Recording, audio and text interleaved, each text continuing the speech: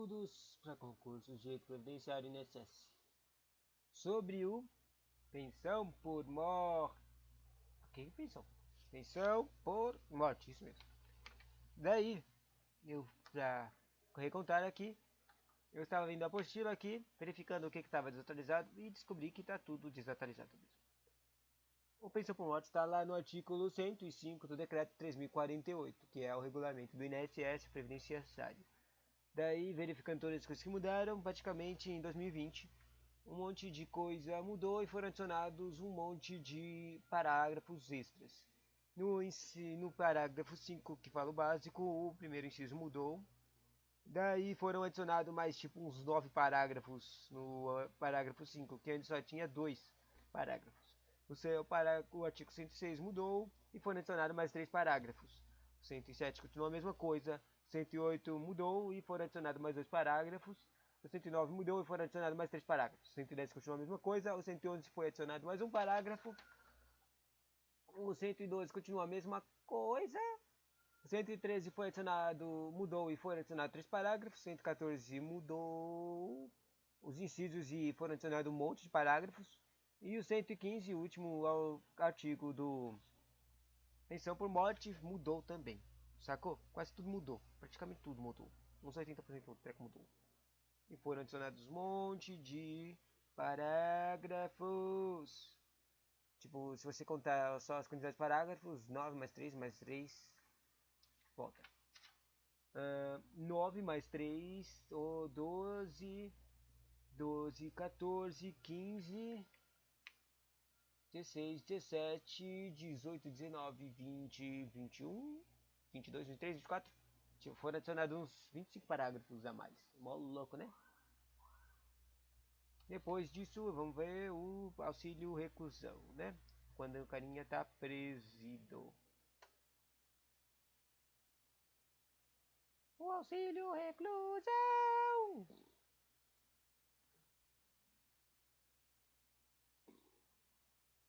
Pega, lá no decreto. Espera, eu acabei de escrever o auxílio reclusão, mas eu tava vendo o auxílio mal, pensão por morte. Que é gigantão! Subseção X.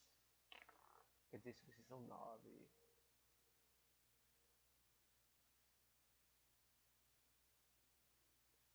Ctrl C no computer.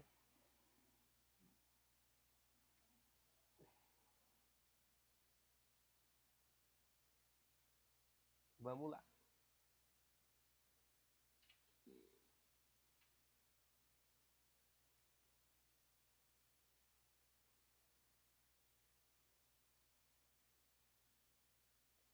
Dando um super zoom gigante. Vamos lá, tudo mudou. Pensão por morte, artigo 105. A pensão por morte será devida ao conjunto dos dependentes do segurado que falecer aposentado ou não. Aposentado ou não, ele precisa estar aposentado. Ou não a contar da data. Daí começa da data, é importante. Primeiro, o do óbito, quando requerida em até 180 dias após o óbito. Por que isso aqui é importante?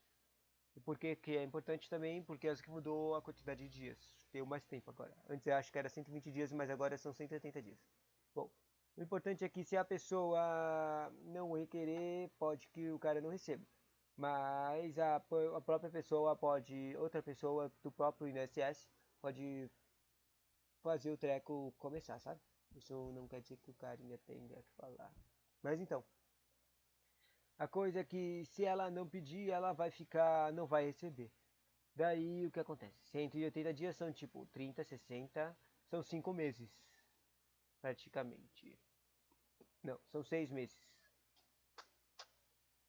Metade de um ano. Daí, se ele pedir nessa metade de um ano, ele vai receber todas as parcelas que ele não tinha, faltavam receber. Imagina que R$ 1.000 que ele tinha que ganhar do dependente.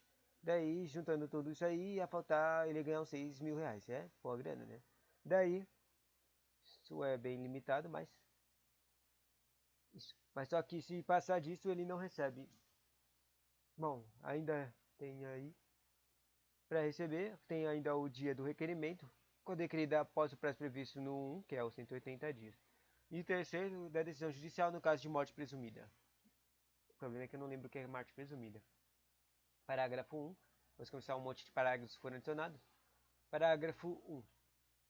No caso do disposto no inciso 2, que era o pedir antes do... quer dizer, pedir depois.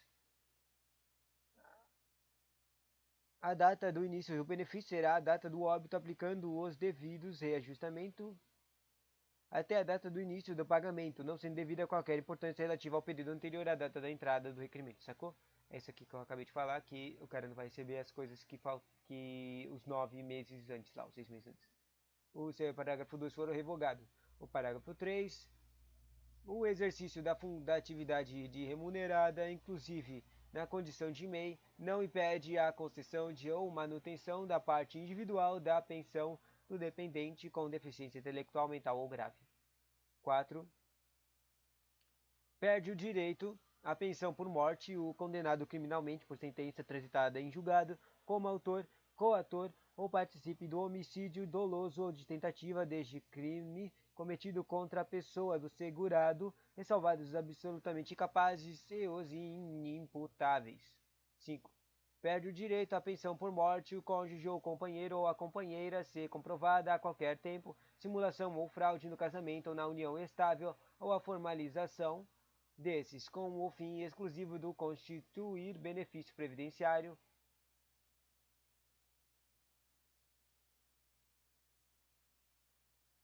Ou a formalização desses com o fim exclusivo de constituir benefício previdenciário, apurado em processo judicial, assegurado os direitos contraditórios e ampla defesa.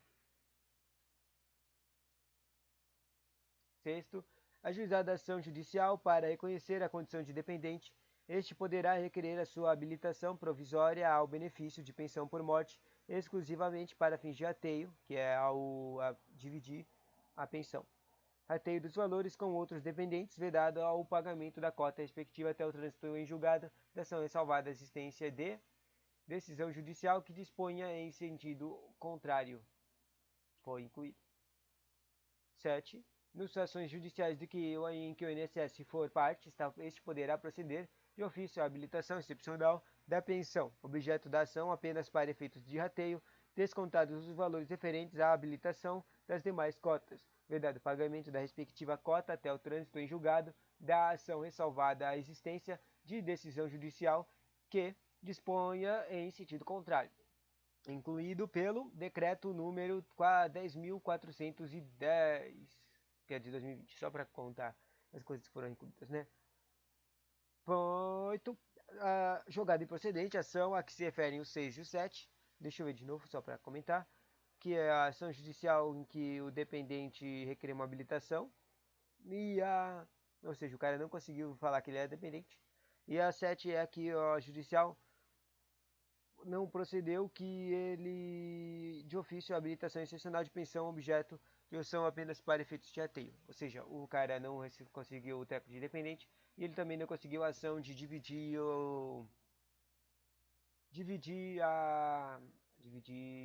a pensão, tá?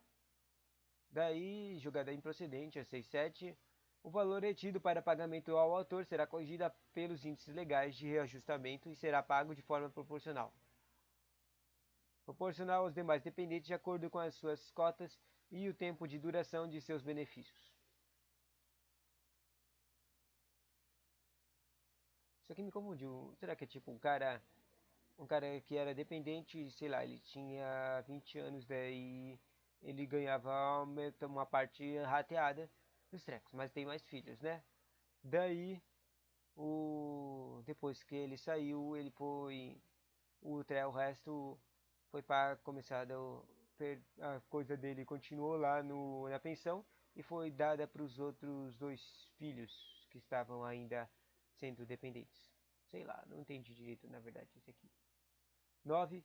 Fica assegurado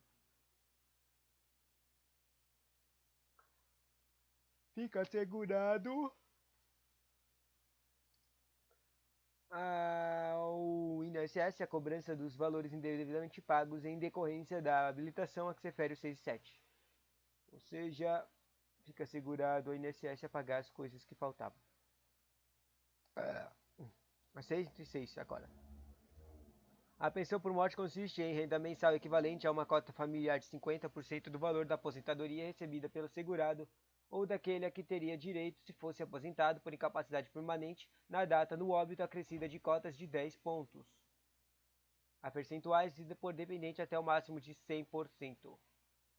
O valor da pensão por morte, na caso de morte do segurado recluso que tenha, ou seja, o segurado recluso é o cara que estava preso, que tenha contribuído para a Previdência Social durante o período de reclusão, ou seja, ele estava trabalhando e estava colhendo um valor para a Previdência Social. Durante o período de reclusão, será calculado de modo a considerar o tempo de contribuição adicional e os correspondentes salários de contribuição. 2. Na hipótese de haver dependente inválido ou com deficiência intelectual, mental ou grave, o valor de pensão por morte será equivalente a 100% do valor de aposentadoria recebido pelo segurado ou daquele a que teria direito se fosse aposentado por incapacidade permanente na data do óbito até o limite máximo de salário e benefício do RGPS observado disposto no 1 do artigo 103. Esses carinhas que têm mais dificuldade na vida têm o direito de receber mais ajuda, certo? Simples assim. O valor de pensão será recalculado de forma disposta no caput. Quando tem um treco de pensão de recalculada. Quando é que é recalculado? Dependendo da invalidez ou deficiência intelectual. Opa! Eu ainda estou na página 2, meu. Falta muita coisa ainda para ler. Bom, a invalidez ou deficiência intelectual, mental ou grave sobrevier à data do óbito, enquanto estiver mantida a qualidade dependente. Ou seja, o cara não era incapaz ou inválido, não tinha deficiência quando ele estava recebendo a pensão por morte. Ele ficou inválido depois, sacou? Meio triste, mas... 2. Deixar de haver dependente inválido ou com deficiência intelectual, mental ou grave. Sabe por que é triste? É por causa que, tipo, o cara não era inválido, né?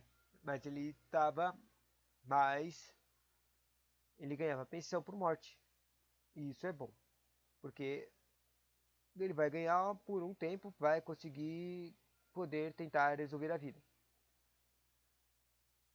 Mas daí o que acontece? Quando o problema, quer dizer, o problema de verdade, é que se o cara ficar incapaz, ficar deficiente, ficar incapacitado, como é que ele vai ganhar a vida? Vai, tipo, aumentar a dificuldade da vida dele para ele conseguir emprego e essas coisas em 1000%, sacou? 10 vezes mais difícil a vida dele vai ficar. E agora você quer tirar, vai querer que ele fique sem a pensão por morte? A coisa que estava ajudando ele um pouquinho, entendeu? Bom, próximo. Para recalcular. Deixar de haver dependente válido ou com dependência intelectual, mental ou grave. Ou seja, o cara se curou. Isso é bom. 7. A concessão da pensão por morte não será protelada pela falta de habilitação de outro possível dependente e qualquer habilitação posterior que importe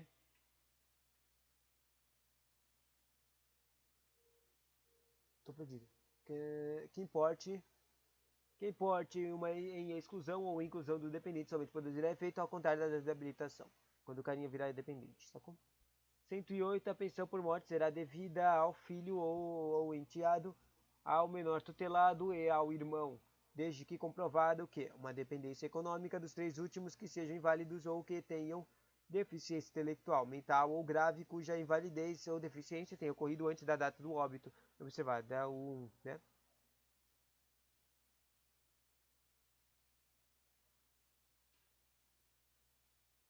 Do artigo 117, do artigo 17. Parágrafo 1. A invalidez será reconhecida pela perícia médica federal. Quer dizer, olha, quem descobre que é invalidez é uma equipe médica. Aqui chamam ela de perícia médica federal.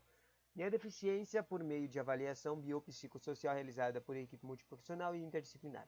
Isso aqui já caiu em prova, perguntando sobre essa tipo de equipe. E ela é sempre multiprofissional e biointerdisciplinar. 2. A condição de dependente inválido ou com deficiência intelectual, mental ou grave poderá ser reconhecida previamente ao óbito do segurado e, quando necessária, ser reavaliada quando a concessão do benefício. 109. A pensionista, só para verificar aqui de novo quantos artigos tem, vai até 115, eu ainda faltam 5 artigos, mas tem ainda um monte de parágrafos condicionados, né? O pensionista inválido fica obrigado, sob pena de suspensão do benefício, a submeter-se ao exame médico a cargo da Perícia Médica Federal, processo de reabilitação profissional a cargo do INSS e tratamento dispensado gratuitamente, exceto o uso cirúrgico e a transfusão de sangue, que são facultativos. Não entendi. O pensionista inválido que não tenha retornado à atividade estará isento do exame de que trata o caput a partir dos 60 anos de idade. Pensionista inválido. Caraca, o pensionista inválido viveu até 60 anos. Muito poderoso esse carinha. A isenção de que trata o 1 não se aplica quando o exame tiver a finalidade de... Daí tem duas finalidades. Verificar a recuperação da capacidade de trabalho em razão de solicitação de pensionista que se jogar apto, eu quero trabalhar. E 2. Subsidiar a autoridade judiciária na concessão da curatela nos termos do disposto no artigo 162. 3. O pensionista inválido, ainda que tenha implementado a condição de que trata o artigo súmula 1, será submetido ao exame médico pericial de que trata este artigo, quando necessário para a apuração de fraude. 110. O cônjuge ausente somente fará jus ao benefício a partir da data de sua habilitação mediante a prova de dependência econômica, não excluindo do direito a companheira ou companheiro. 111. O cônjuge divorciado ou separado judicialmente ou de fato que recebia pensão de alimentos receberá a pensão em igualdade de condições com os demais dependentes referidos do inciso 1 e do artigo 16. Parágrafo único. Na hipótese do segurado estar na data do seu óbito obrigado por determinação judicial a pagar alimentos temporários ao ex-cônjuge ou a ex-companheiro ou a ex-companheira, a pensão por morte será devida pelo prazo remanescente da data de óbito, caso não incida outra hipótese de cancelamento anterior do benefício. 112. A pensão poderá ser concedida em caráter provisório por morte presumida. 1. Mediante sentença declaratória de ausência expedida por autoridade judiciária, a contar da data de sua emissão. Ou 2. Em caso de desaparecimento do segurado por motivo de catástrofe, acidente ou desastre, a contar da data de ocorrência mediante prova hábil. Agora deu para entender o que é morte resumida. Agora eu me lembrei do contexto, me treco. A coisa da morte presumida é uma coisa que não dá para confirmar a morte da pessoa. Uma caso que a pessoa desapareceu e não sabe se ela está morta ou viva. Se não sabe se ela está viva, não dá para saber se dá um auxílio por morte, né? Porque também, não sei como, magicamente, o cara consegue escapar e fingir que está morto, sacou? Tá aí, o cara não precisa trabalhar e a família dele vai recebendo um valorzinho. O valor da pensão por morte. Se lembra que a previdência aqui, a pessoa trabalha para ajudar o universo, a sociedade, certo? E normalmente ela não é para ela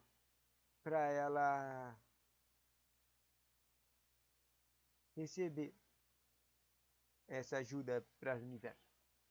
Ela só recebe quando ela terminou de trabalhar para o sucesso do universo. Meio confuso que eu falei, mas basicamente a pessoa normalmente não consegue ganhar a pensão ou a aposentadoria direito, só depois de ela ficar extremamente cansada e não conseguir mais ajudar o universo. Entende? Mas, no caso aqui, só uma hipótese, ela poderia ter ocorrido uma coisa aqui que faria ela assumirem que ela estava morta e não sabiam, não tá para saber, ter certeza. Daí eles vão lá e pedem o auxílio por morte e conseguem esse dinheiro. Mas daí essa pessoa ainda está viva. E secretamente ela vai lá e começa, sei lá, começa a trabalhar sem carteira de trabalho e outras coisas, vai ganhando um extrazinho bonitinho, junto com o que ela ganha ou com a pensão por morte, e a família consegue ver mais, tipo, mais fácil a vida. Então vamos dizer que a vida não fica muito mais fácil, mas fica mais fácil. Um pouquinho mais fácil, pelo menos, né? E a pensão poderá ser concedida em caráter, quer dizer, com certeza ficaria muito mais fácil se o cara fosse ricão, mas se ele fosse ricão ele nem precisaria fingir que estava morto, né? Bom, a pensão poderá ser concedida em caráter provisório por morte presumida, tá? A segunda era o caso de desaparecimento e a primeira era o caso de declaratório de ausência. Parágrafo único, verificando o reaparecimento do segurado, o pagamento de pensão cessa imediatamente, ficando os dependentes desobrigados de reposição dos valores recebidos, salvo má-fé. A má-fé é a quais dos que eu fiquei falando. Sabe, só para falar é que esses casos que eu falei agora há pouco aconteceram de verdade. A pessoa foi lá e foi presumida morta, e daí a família dela estava recebendo os auxílio de morte. Só que ela não estava morta e estava fingindo ser morta e estava vindo na boa lá. É isso. Isso era má fé, entendeu? Mas o bom aqui é que a pessoa não estava obrigada a, a devolver o dinheiro que ela recebeu se não tinha má fé. Por exemplo, assim, quem é que vai receber o treco por morte? É o dependente e a pessoa casada, certo? Daí a pessoa casada foi lá e teve um acidente. Daí ela foi lá, ficou desemparada e tudo, ficou mó triste. Mas só que a pessoa não estava morta e ela estava só fugindo. Entendeu? Pra, sei lá, não cuidar do filho dela ou sei lá. Um exemplo mó triste. E por causa disso ela estava recebendo pensão por morte. Mas só que ela estava recebendo a pensão por morte não por má fé dela, mas por má fé do próprio cara que estava fingindo que estava morto. Entendeu? Isso já aconteceu. Bom, artigo 113. A pensão por morte, havendo mais de um pensionista, será reateada entre todos iguais. Será rateada entre todos em partes iguais. A rateação é igual, tá?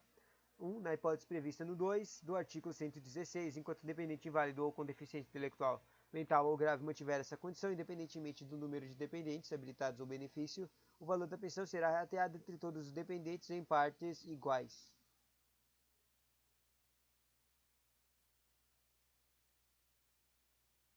Meio engraçado esse aqui, né? Porque normalmente o independente que tá impedido totalmente, ele ganha o valor de pensão 100%, saca?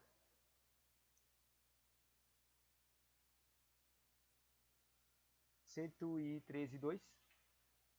Não pode deixar de haver dependente inválido ou com deficiência intelectual, mental ou grave, o valor de pensão será recalculado na forma prevista no caput 106 e até de acordo com o disposto. Então, ou seja, recalculação, né? 103. As cotas de dependente cessarão com a perda dessa qualidade e não serão reversíveis aos demais dependentes, preservado o valor de 100% da pensão por morte quando o número de dependentes remanescentes for igual ou superior a 5. Agora, as coisas é que as taxas que as pessoas recebem do rateado não mudam. Acho que é basicamente isso que está falando. A menos que as quantidades de dependentes eram 5. Artigo 114. O pagamento da cota individual da pensão por morte cessa pela morte do pensionista e também cessa para o filho ou enteado, o menor tutelado ou irmão de ambos os sexos ao completar 21 anos de idade, exceto se o pensionista for inválido ou tiver deficiência intelectual, mental ou grave. 3. Para o filho de enteado, menor tutelado ou irmão inválido pela cessação da invalidez. Também cessa. 4. Agora que eu estou vendo isso aqui, eu estava me perguntando por que foi adicionado tantos incisos. Mas esse aqui é o 114, é o treco de cessações, ou seja, foram adicionados mais métodos para acessar a pensão por morte, né?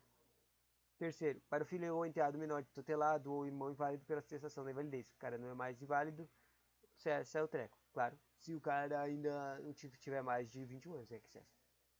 23A. Para o filho enteado, menor tutelado ou irmão que tenha deficiência intelectual, mental ou grave pelo afastamento da deficiência. Se curou, Cessa.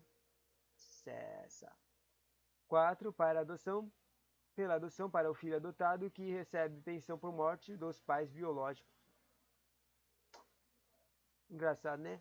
Ou seja, uma pessoinha perdeu os pais. Daí ela começou a receber uma pensão por morte. Mas só que ela estava sem pai, certo?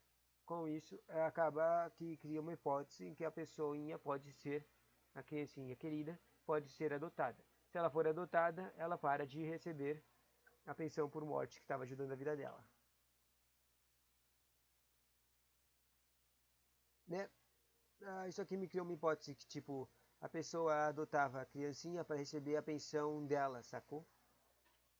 Eu já ouvi falar disso em novelas, nunca vi falarem disso em hipóteses reais. Mas é mó triste, né, se isso acontecesse de verdade. Pela adoção para o filho adotado que receba a pensão por morte dos pais biológicos. Cessa. Para o cônjuge ou companheiro ou companheira. Hã? Para o cônjuge, companheiro ou companheira. Ah, eu não estava vendo os dois pontos. Isso aqui eu já ouvi falar de hipótese de verdade disso aqui.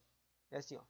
Se o inválido ou com deficiência pela cessação de validez ou pelo afastamento da deficiência respeitar os períodos mínimos decorrentes da aplicação dos dispostos da linha B e C, que são hipóteses de tempo, certo? Se o cônjuge, companheiro, a pessoa que estava casada com essa carinha, estava inválida, se ela se curar, mesmo que as outras coisas lá dos dependentes, ela perde a pensão.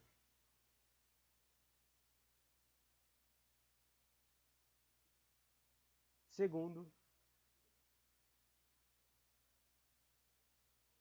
em 4 meses, se o óbito ocorrer sem que o segurado tenha vertido 18 contribuições mensais ou se o casamento ou a união estável tiver sido iniciada há menos de 2 anos antes do óbito segurado. Isso aqui é uma hipótese que comento bastante. É a coisa do casamento fraudulento para conseguir receber pensão por morte, né? Por isso que eles criaram essa hipótese de casamento de 2 anos, por causa que isso meio que pode ser que não seja, é possível ainda que seja fraudulento o casamento, mas isso, um casamento de 2 anos diminui bastante a possibilidade disso, certo? Transcorridos os seguintes períodos estabelecidos de acordo com a idade do beneficiário, na data do óbito segurado, se o óbito decorrer depois desvertidas 18 contribuições mensais e de, no mínimo, 2 anos de casamento da união estável.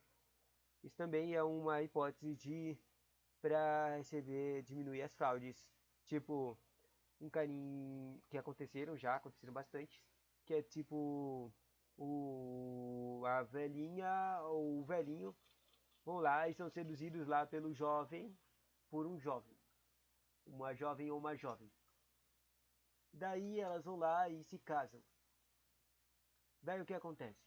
Esse velhinho era velhinha, esse velhinho e velhinha eram velhinhos e velhinhas. Eles não têm muito mais tempo para viver. Eles provavelmente, sei lá, vão viver uns mais de 10 anos, uns 15 anos. E daí o que vai acontecer quando ele morrer? O teu cônjuge vai ganhar a pensão por morte. Sacou? Só que, se lembra, a previdência é para ajudar toda a sociedade, todo o universo.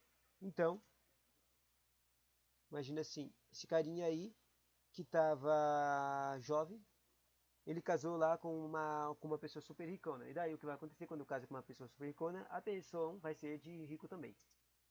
Vai ganhar a pensão é gigantona também.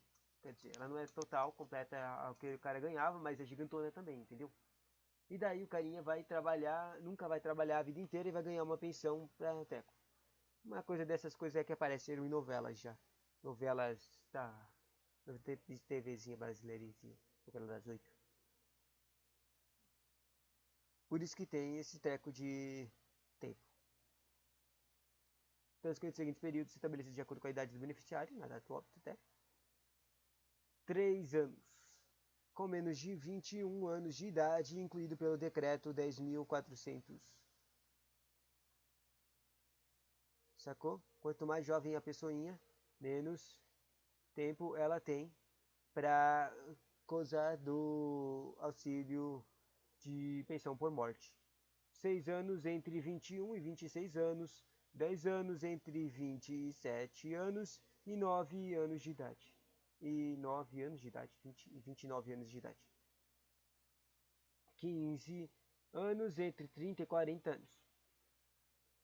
Mas só que, sabe uma coisa extra? É que isso aqui faz sentido. O problema aqui é que a pessoa ela tem poder laboral. Quanto mais velha a pessoa é, maior é o tempo que ela vai conseguir trabalhar para a sociedade, sacou? Por isso que tem isso aqui. Se imagina, se a pessoa tem 21 anos, ela vai parar de trabalhar e nunca mais vai trabalhar. Vai ficar recebendo só pensão, entendeu? Mas ela tem poder para contribuir para a sociedade. Por isso que é menos, por isso que tem esse limite super pequeno. Mas quando mais velha a pessoa é, mais fraca fica a sua capacidade de para trabalhar, entendeu? Enquanto mais ela não tem poder para trabalhar, não tem como ela se ajudar. Bom, é uma hipótese, né? Tem a época de 20 anos para entre 40 e 43 anos. Acho que até isso aqui já caiu uma vez uma prova do INSS previdenciário. Vitalícia para sempre quando a pessoa tem 44 anos ou mais de idade, incluído o decreto 6. Pela perda de direito de forma do disposto nos 4 e 5 do artigo 105, incluído pelo decreto 10.410. 8. Também cessa pelo decurso do prazo de remanescente na cara da tatuópsia estabelecido por uma determinação judicial para o recebimento de pensão de alimentos temporários para o ex-cônjuge ou ex-companheiro ou a ex-companheira, caso não incida entre hipótese de cancelamento anterior do benefício.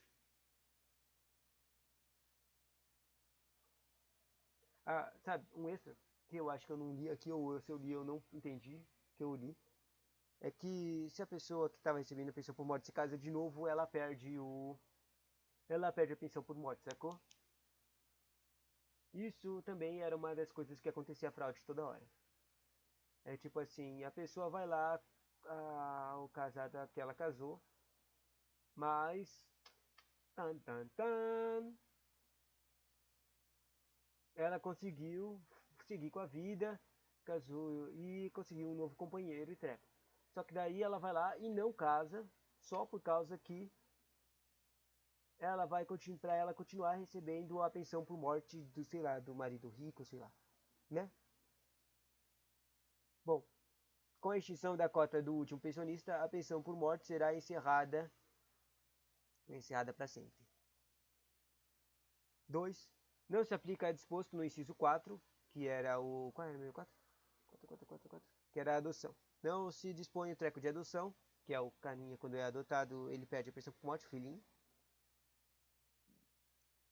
Quando o cônjuge ou companheiro adota o filho do outro. Sabe, porque a pessoinha pode ter sido... ter um filho. Mas daí ela se separou ou o companheiro dela morreu. Então ela foi lá e se casou de novo. Ou conseguiu um companheiro. Só que daí teve uma incidência lá, teve um acidente ou ela teve uma doença e morreu ela de novo. Daí essas duas pessoas, o filho da primeira casamento, ele tem uma ligação uma ligação que não é de sangue, uma ligação familiar entre o companheiro do seu parente, sacou? Isso aqui pode criar uma ligação. Claro que pode também acontecer coisas horríveis e tristes, tipo os carinhas não tiverem nenhuma ligação emocional e nada, e o carinha vai lá, que era companheiro, vai lá e manda esse filhinho pra adoção e o carinha se ferra, né? Bom, mas se ele adotar, normal, é como se é só uma, ou seja, nesse caso aqui que o carinha adotar legalmente o carinha, o filhinho, isso tem uma ligação emocional perfeita, era só um jeito de, como é que se diz? Como é que se diz? Ficar formal isso. Fazer a ligação parentesca dele formal de verdade, né? 3. serão aplicados conforme o caso o disposto na linha A ou na linha C, no inciso 5, que era aquele lá da garota que casou, serão aplicados conforme o caso disposto, se o óbito do segurado decorrer do acidente de qualquer natureza ou de doença profissional ou do trabalho, independentemente do recolhimento de 18 contribuições mensais ou de comprovação de 2 anos de casamento ou da união. Eu não entendi o que estava escrito aqui. O tempo de contribuição para o regime próprio de previdência social, utilizado na forma prevista no 125, será considerado na quantidade dos 18 contribuições mensais de que tratam as alíneas B e C do inciso 5 do caput. Ok.